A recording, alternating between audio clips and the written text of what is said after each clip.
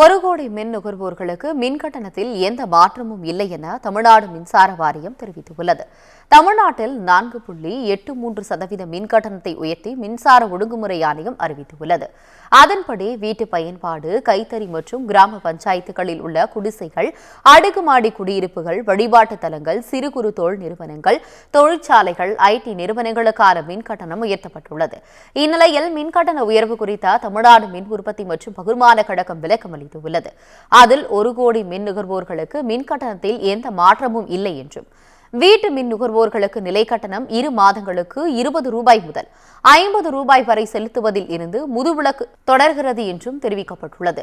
மேலும் வீட்டு மின் இணைப்புகளுக்கு 100 யூனிட் இலவச மின்சாரம் மற்றும் குடிசை இணைப்புகளுக்கு இலவச மின்சாரம் தொடர்ந்து வழங்கப்படும் என்றும் தெரிவிக்கப்பட்டுள்ளது.